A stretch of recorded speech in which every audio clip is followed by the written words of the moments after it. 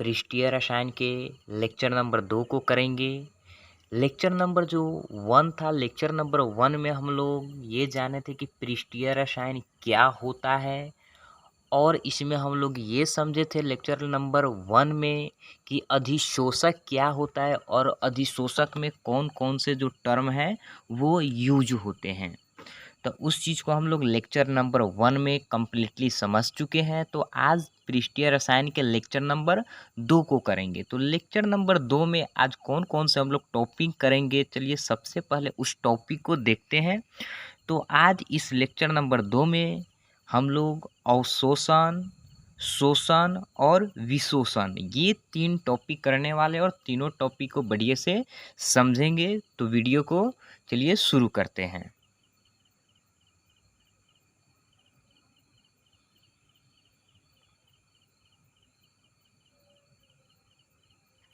तो सबसे पहले हम लोग देखेंगे अवशोषण क्या होता है। सबसे पहला जो हमारा टॉपिक है अवशोषण। तो अवशोषण को चलिए समझते हैं कि अवशोषण है क्या। तो अवशोषण जो है, अवशोषण एक परिघटना है जिसमें पदार्थ के संपर्क में आने वाला स्पीशीज संपूर्ण प्रकार के अंदर फैलता है। तो देखिए अवशोषण जो है, अवशोषण क्या है, अवशोषण एक परिघटना है जिसमें पदार्थ के संपर्क में आने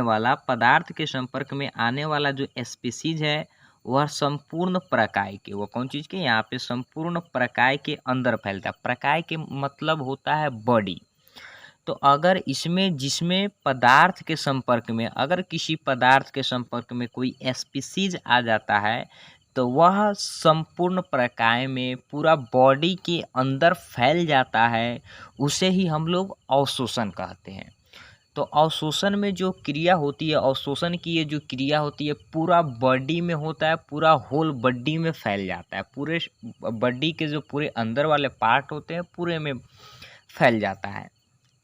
तो चलिए अवशोषण के कुछ एग्जाम्पल लेते हैं और एग्जाम्पल के द्वारा समझते हैं।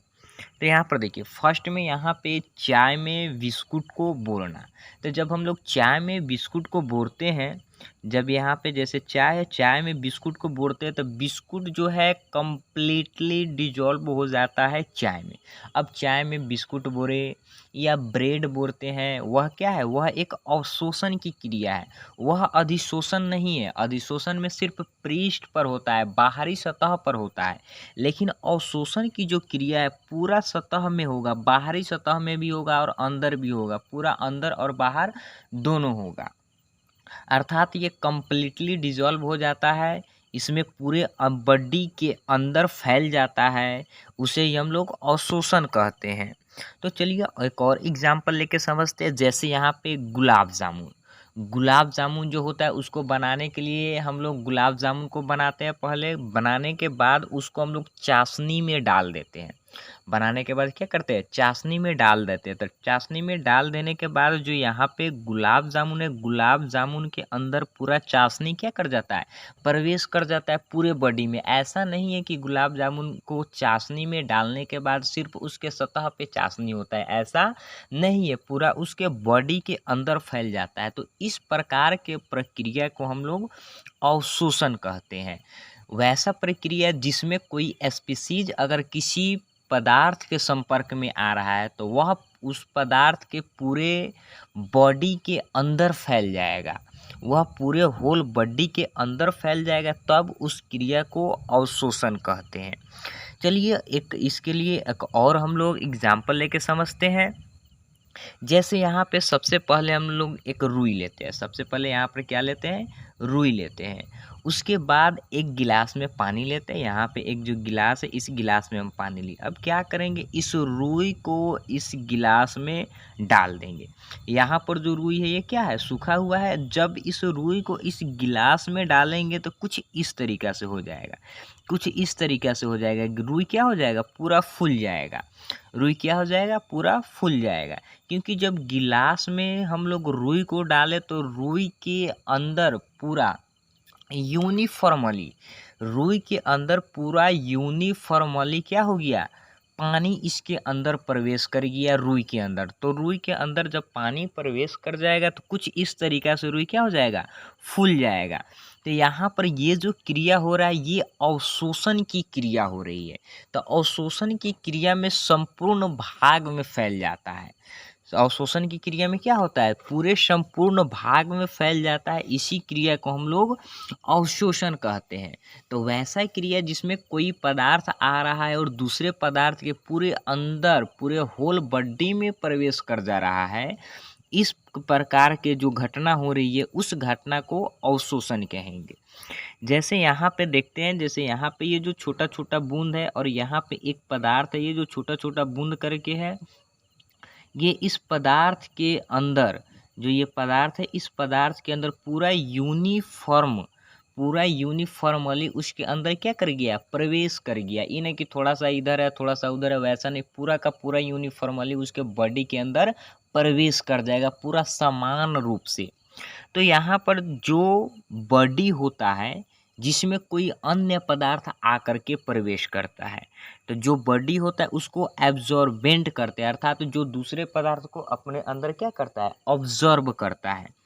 जो दूसरे पदार्थ को अपने अंदर ऑब्जर्व करता है उसको एब्जॉर्बेंट अर्थात अवशोषक कहते हैं। जैसे यहाँ पे रुई क्या करेगा, जैसे यहाँ पर ये जो रुई है, यहाँ पर ये जो रुई है, ये रुई क्या करेगा, ये रुई को जब हम लोग पानी में डालेंगे, इस रुई को जब हम लोग पानी में डालेंगे तो ये रुई पानी को अपने अंदर प्रवेश करा लेगा, अर्थात तो रुई के अंदर पानी प्रवेश कर जाएगा। तो किसके अंदर पानी प्रवेश कर रहा है, रुई के अंदर, और रुई जो है पानी को अपने अंदर अवशोषित कर ले रहा है। रुई जो है पानी को अपने अंदर अवशोषित कर ले रहा है। तो जो पदार्थ किसी दूसरे पदार्थ को अपने अंदर फैलाता है उसको हम लोग क्या कहेंगे, एब्जॉर्बेंट कहेंगे, अवशोषक कहेंगे। और जो जा करके उसमें फैल जाता है उसको एब्जॉर्बेट अवशोष्य कहते हैं। जैसे पानी है यहाँ पर, जैसे यहाँ पे क्या है हमारा पानी है, तो ये पानी रुई के अंदर जा करके क्या हो जाएगा, पूरा यूनिफॉर्मली फैल जाएगा। पूरा रुई के अंदर पानी यूनिफॉर्मली फैल जाएगा। तो जो अन्य पदार्थ उस पदार्थ किसी पदार्थ के अंदर जा करके फैल जाता है उसे एब्जॉर्बेंट अवशोष्य कहते हैं। जैसे ये रुई और पानी की घटना में रुई हमारे लिए एब्जॉर्बेंट हो जाएगा क्योंकि वह पानी को अपने अंदर सोख लिया है, पानी को अपने अंदर यूनिफॉर्मली सोख लिया और पानी उसके अंदर यूनिफॉर्मली जा कर के फैल गया है। तो पानी उसमें जा कर के फैल रहा है तो वह एब्जॉर्बेट कहलाएगा। और जो पानी को ऑब्जर्व कर रहा है अर्थात जो दूसरे पदार्थ को अपने अंदर पूरा यूनिफॉर्मली ऑब्जर्व कर रहा है उसको एब्जॉर्वेंट कहेंगे।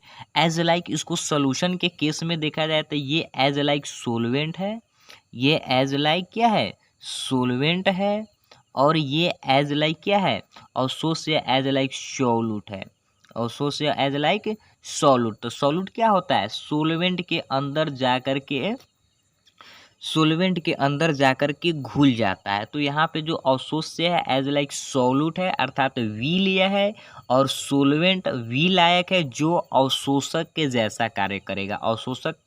अवशोषक एक प्रकार का क्या है, वी लायक है, अर्थात वी लायक का काम क्या होता है, दूसरे पदार्थ को अपने अंदर घुला लेना।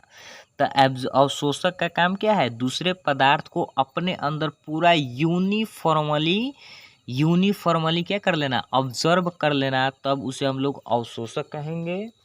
और जो है वह जो पदार्थ अन्य पदार्थ उसमें जा कर के क्या हो जाएगा, घुल जाता है, उसे अवशोष्य कहते हैं। तो यहाँ पे आई होप कि समझ में आ गया होगा कि अवशोषण क्या है। तो अवशोषण में क्या होता है, पूरा यूनिफॉर्मली उसके अंदर जा कर के फैल जाता है। तो चलिए अब आगे देखते हैं, और आगे यहाँ पर देखते हैं अब हम लोग अवशोषण तथा अधिशोषण में अंतर। अवशोषण तथा अधिशोषण में अंतर, अवशोषण भी हम लोग पढ़ लिए कि अवशोषण क्या होता है, और अधिशोषण भी पढ़ लिए हैं लेक्चर नंबर 1 में, अधिशोषण भी पढ़ लिए। तो अब दोनों में अंतर क्या होता है, चलिए इस अंतर को हम लोग देख लेते हैं कि ये दोनों में अंतर क्या है, अवशोषण और अधिशोषण में। तो चलिए अवशोषण के फर्स्ट में देखते हैं। तो यहाँ पर देखिए अवशोषण अधिक मात्रा में होने वाली घटना है, क्योंकि अवशोषण में क्या होता है, पूरा यूनिफॉर्मली बॉडी के अंदर फैलता है, तो ये अवशोषण जो होगा अधिक मात्रा में होगा। और यहाँ पे जो दूसरा है, जो पदार्थ अवशोषित होता है, यहाँ पर जो पदार्थ अवशोषित होता है वह पदार्थ के संपूर्ण आंतरिक क्षेत्र में रूप से वितरित होता है। अब चलिए तीसरे नंबर को देखते हैं। तो तीसरे में देखिए, अवशोषण समान दर से होने वाली क्रिया है। अवशोषण जो है वह समान दर से होने वाली क्रिया है। अब चलिए अधिशोषण में देख लेते हैं। तो देखिए अधिशोषण के एक में, अधिशोषण सतह पर होने वाली घटना है। अधिशोषण जो है सतह पर होने वाली घटना है, अर्थात ये अधिक मात्रा में होने वाली घटना नहीं है, क्योंकि सिर्फ सतह पे होने वाली घटना है तो ये अवशोषण की अपेक्षा कम मात्रा में होती है, क्योंकि सिर्फ इसमें सतह पर ही फैलता है, जबकि अवशोषण में पूरे प्रकाय पूरे बॉडी के अंदर फैलता है, तो ये अधिक मात्रा में होता है और ये कम मात्रा में होता है। दूसरा जो है, इसमें पदार्थ सतह पर अधिशोषित होता है। इसमें जो है पूरा संपूर्ण आंतरिक क्षेत्र में समान रूप से फैलता है, जबकि इसमें अधिशोषण में पदार्थ सतह पर अधिशोषित होता है। तीसरा जो है, अधिशोषण प्रारंभ में अति तीव्र होता है। अधिशोषण जो है प्रारंभ में अति तीव्र होता है, लेकिन यहाँ पे लेकिन यहाँ पे क्या होता है, लेकिन साम्य तक पहुँचने पर इसकी दर क्रमशः घट जाती है। अर्थात जैसे यहाँ पे मान लेते हैं जैसे यहाँ पे एक पदार्थ है, इसके पृष्ठ पर कोई आकर के क्या हो रहा है, इसके पृष्ठ पर कोई आकर के तेजी से जम रहा है। तो जैसे जैसे इसके पृष्ठ पर जितना ज़्यादा कोई पदार्थ आकर के इसके पृष्ठ पर बैठेगा, तो जैसे जैसे इसकी पृष्ठ का क्षेत्रफल कम होने लगेगा, अर्थात इसके अणुओं द्वारा ये पृष्ठ पर ढके जाने लगेंगे, तो इसका सांद्रण क्या होने लगेगा, धीरे धीरे इस पे आकर के बैठने की जो दर है वह धीरे धीरे कम होने लगता है, क्योंकि जो पृष्ठ रहता है, पृष्ठ का जो क्षेत्रफल है वह धीरे धीरे कम होने लगता है। यानी पृष्ठ का जो क्षेत्रफल था उस पे मोलिक्यूल पूर्णतः रूप से वितरित होने लगता है, जिसके वजह से वहाँ पे जो उसका अधिशोषण का जो दर होता है वह धीरे धीरे घटने लगता है। और एक ऐसा समय आता है जब वहाँ पे जब उस पदार्थ पे पूर्ण रूप से मोलिक्यूल फैल जाता है उसके सतह पर, तो वहाँ पे अधिशोषण का दर पूर्णतः रूप से कम हो जाती है। अब यहाँ पे अवशोषण और अधिशोषण में अंतर भी हम लोग देख लिए। अब आगे देखते हैं। तो अगला जो टॉपिक है वो है शोषण। तो शोषण क्या होता है इस चीज़ को देखते हैं। तो यहाँ पर देखिए, शोषण के लिए वह क्रिया जिसमें अधिशोषण तथा अवशोषण दोनों साथ साथ होती है उसे शोषण कहते हैं। अर्थात शोषण तब कहेंगे जब उसमें अधिशोषण भी हो और अवशोषण भी हो। अधिशोषण का मतलब उसके पृष्ठ पर भी फैले और पृष्ठ पे फैलने के बाद उसके पूरा होल बॉडी के अंदर भी फैल जाए, तब उस क्रिया को शोषण कहेंगे। तो चलिए इसको एक एग्जाम्पल के द्वारा समझते हैं। तो यहाँ पर देखिए एक एग्जाम्पल है, जब चारकोल द्वारा हाइड्रोजन गैस ग्रहण किया जाता है तो यह पहले पृष्ठ पर संघनित होता है, जो अधिशोषण कहता है। जो अधिशोषण है, अर्थात जब चारकोल द्वारा हाइड्रोजन गैस को ग्रहण किया जाता है तो वह चारकोल जो है हाइड्रोजन गैस को अपने सतह पर फैलाता है। अर्थात हाइड्रोजन गैस चारकोल के सतह पर जाकर के पहले फैलता है। तो सतह पर फैलने की क्रिया को हम लोग क्या कहते हैं, अधिशोषण कहते हैं। उसके बाद कुछ समय के बाद हाइड्रोजन मंद गति से चारकोल के स्थूल में प्रवेश करता है, जो अवशोषण है। और कुछ समय के बाद जो हाइड्रोजन है वह चारकोल के बॉडी के अंदर धीरे धीरे प्रवेश करने लगता है, तो वह बॉडी के अंदर प्रवेश करने की क्रिया को अवशोषण कहते हैं। जैसे यहाँ पे एक्टिव चारकोल है और गैस का मोलिक्यूल इसके ऊपर आकर के जम रहा है, अर्थात चारकोल द्वारा गैस को क्या किया जा रहा है, गैस को ऑब्जर्व किया जा रहा है। तो यह जो मोलिक्यूल है यह सबसे पहले आकर के चारकोल के सतह पर फैलता है, और सतह पे फैलने के कुछ समय बाद ये जो मोलिक्यूल है धीरे धीरे इसके चारकोल के अंदर की ओर क्या करने लगता है, प्रवेश करने लगता है। तो प्रवेश करने लगता है, उसके अंदर फैलने लगता है। तो अंदर फैलने की क्रिया को हम लोग अवशोषण कहते हैं, और जो उसके पृष्ठ पर आकर के जमता है उसे अधिशोषण कहते हैं। तो चारकोल द्वारा हाइड्रोजन गैस को अवशोषण करने की जो क्रिया है उसको हम लोग शोषण कहेंगे, क्योंकि इसमें अधिशोषण की क्रिया भी हो रही है और अवशोषण की भी क्रिया हो रही है। अब चलिए नेक्स्ट टॉपिक को देखते हैं, और ये हमारा इस वीडियो के लिए ये अंतिम टॉपिक है। तो यहाँ पर देखिए विशोषण, डिसोर्प्शन। विशोषण क्या होता है? तो देखिए विशोषण सिंपल सी चीज़ है, किसी अधिशोष्य पदार्थ को उसके पृष्ठ से हटाने के प्रक्रम को विशोषण कहते हैं। तो देखिए अधिशोष्य पदार्थ, तो अधिशोष्य जो होता है अधिशोषण में होता है। अधिशोष्य जो होता है किस में होता है? अधिशोषण में होता है, एडसोर्प्शन में होता है, अधिशोषण में होता है। तो इसमें क्या होता है? अधिशोषण में जो होता है अधिशोष्य पदार्थ को उसके पृष्ठ से हटाने के प्रक्रम को विशोषण कहते हैं। अर्थात अधिशोषण जो होता है, अधिशोषण में जो पदार्थ होता है जो दूसरे पदार्थ को अपने सतह पर बैठाता है, तो जो पदार्थ अपने सतह पे दूसरे पदार्थ को बैठाता है उसको अधिशोष्य कहते हैं। तो उस अधिशोष्य पदार्थ को उसके पृष्ठ से क्या कर देते हैं? जो अधिशोष्य होता है, जो आ करके दूसरे पदार्थ के ऊपर बैठे हुआ रहता है, उस अधिशोष्य पदार्थ को हम लोग हटा सकते हैं, क्योंकि वह सिर्फ पृष्ठीय क्रिया है, सिर्फ उसके पृष्ठ पर आकर के बैठा है, तो उसको हम लोग आसानी से क्या कर सकते हैं? हटा सकते हैं। तो जो हटाने की क्रिया होती है उस क्रिया को ही हम लोग क्या कहते हैं? विशोषण कहते हैं। लेकिन ये अवशोषण की क्रिया में नहीं होता है। अवशोषण की क्रिया में हम लोग डिसोर्प्शन नहीं कर सकते हैं, विशोषण नहीं कर सकते। अर्थात जैसे अगर पूरे बॉडी में फैल गया है तो उस बॉडी में से हम लोग जो जा करके उसके बॉडी में फैला है तो उसके बॉडी पूरा होल बॉडी में से हम लोग बाहर की ओर पूरा के पूरा मॉलिक्यूल को नहीं निकाल सकते हैं। लेकिन जो डिसोर्प्शन की क्रिया होती है, जो डिसोर्प्शन की क्रिया में जैसे यहाँ पर देखिए अगर कोई सतह पर आकर के बैठ रहा है तो उस सतह पर से उसको हम लोग आसानी से क्या कर सकते हैं? हटा सकते हैं। जैसे ब्लैक बोर्ड पे हम लोग लिखते हैं तो इसको हम लोग आसानी से क्या कर सकते हैं? इरेज कर सकते हैं, इसको आसानी से हम लोग मिटा सकते हैं। तो सिर्फ अगर ये जो विशोषण की क्रिया होती है वह सिर्फ अधिशोषण में होती है, अवशोषण में नहीं होती है, क्योंकि अवशोषण के मॉलिक्यूल को हम लोग अलग नहीं कर सकते हैं। तो यहाँ पे जो विशोषण है, डिसोर्प्शन है, कि ये भी आई होप कि आप लोग को समझ में आ गया होगा। तो आज के लिए इस वीडियो में इतना।